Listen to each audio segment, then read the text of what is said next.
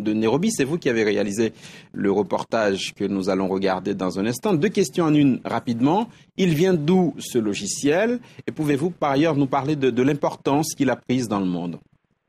Alors, l'origine d'Ushahidi remonte en fait à fin 2007. C'est une avocate kenyane habitant en Afrique du Sud qui revient dans son pays pour voter à Nairobi à l'élection présidentielle du 26 décembre. Quelques jours après, les violences se répandent dans tout le pays et c'est là que naît l'idée, avec d'autres partenaires, de créer un blog qui rassemblerait toutes les informations en temps réel sur les zones de crise, les problèmes dans le pays, indiqués sur des cartes. Alors, comme me le disait un des fondateurs pendant la crise kenyane, ils se sont beaucoup confrontés à des réticences de la part des ONG, des médias, pour partager les informations. Et du coup, l'idée de créer Ushahidi repose vraiment sur l'idée de contourner les canaux traditionnels de l'information et permettre à tous les citoyens de participer à l'effort. Est-ce que Ushahidi est plus fort que Facebook ou Twitter, par exemple? Alors pour le moment évidemment non, mais ce qui est certain c'est que il en a les capacités.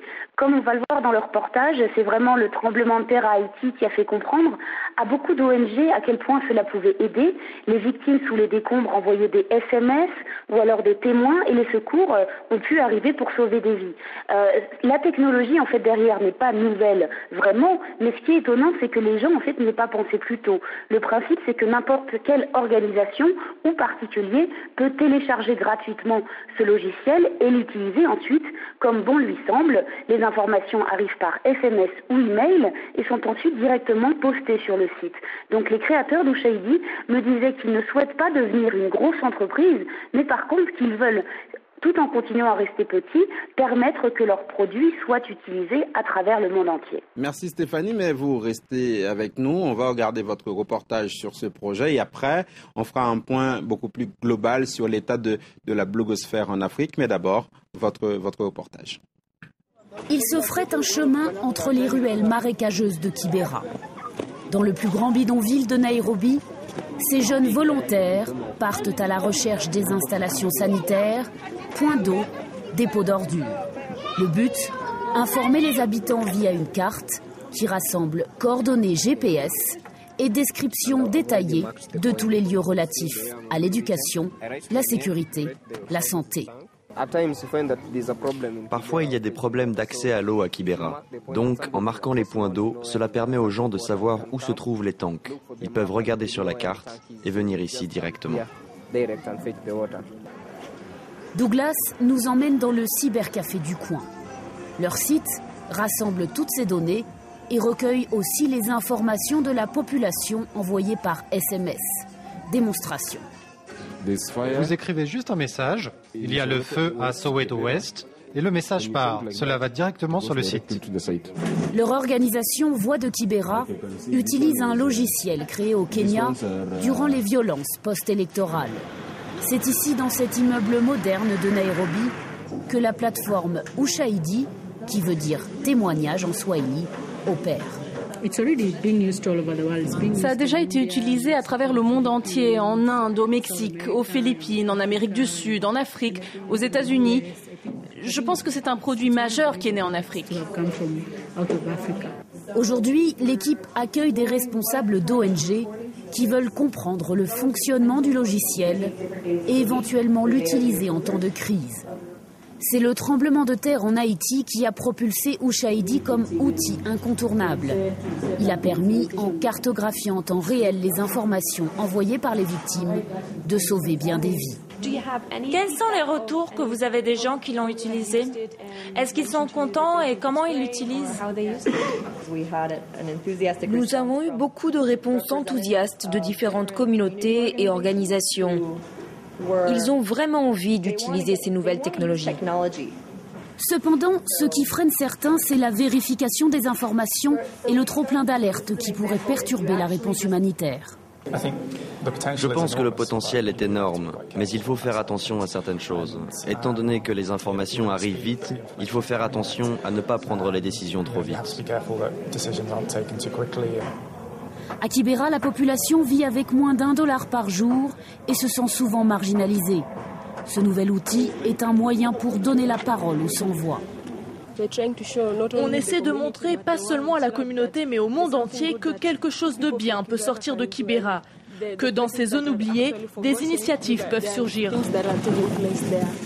L'objectif pour la prochaine élection présidentielle, que les citoyens puissent s'informer en temps réel en cas d'éventuel débordement.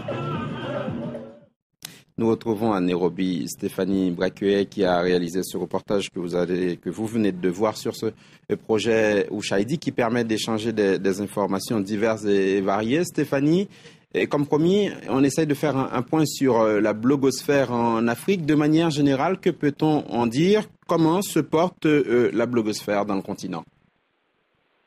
Mais écoutez, c'est vrai que les blogs sont devenus un moyen de plus en plus d'échanger des informations sur un continent où les médias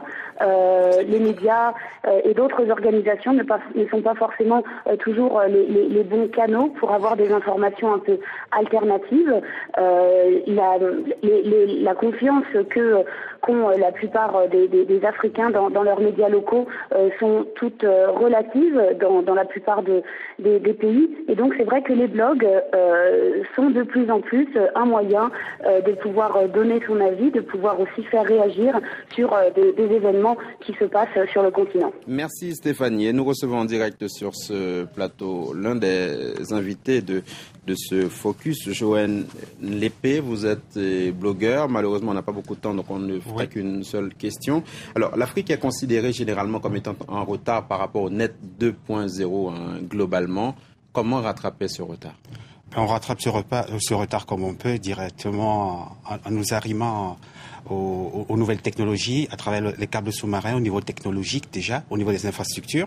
Et après, on n'est pas si en retard que ça. Facebook, Twitter, tous les réseaux sociaux, il y a plein d'Africains qui y sont. Il y a plein d'Africains qui bloguent, comme on vient de l'entendre. Il y a des plateformes, il y a des agrégateurs qui permettent aux gens de se retrouver entre eux, de débattre des nouvelles technologies, des avancées sociales. Et je pense qu'on n'est pas si en retard sur ce plan-là. Un mot rapide, mais vraiment, je suis obligé de vous poser la question. Est-ce que les blogs ont supplanté les médias classiques? Non, les blogs n'ont pas supplanté les médias classiques. Les blogs sont un complément aux médias classiques. Il y a plus de débats, c'est vrai, sur les blogs. C'est moins institutionnel, c'est plus ouvert. Et je pense que c'est un complément aux médias classiques. Merci Joël Lépée, vous êtes blogueur. C'était le focus du jour. C'est la fin. Dans un instant, on vous retrouve pour le rappel des principaux titres de l'actualité.